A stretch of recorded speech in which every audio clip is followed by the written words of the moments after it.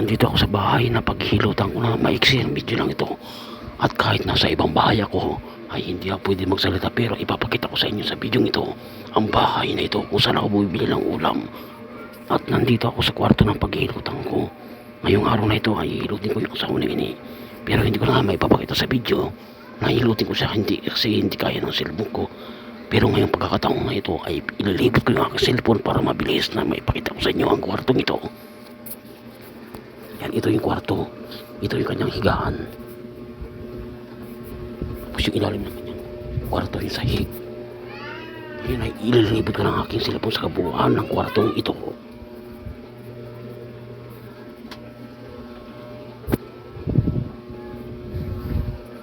Ang kwartong ito ay dating pinaghilutan ni Ito yung anak nila.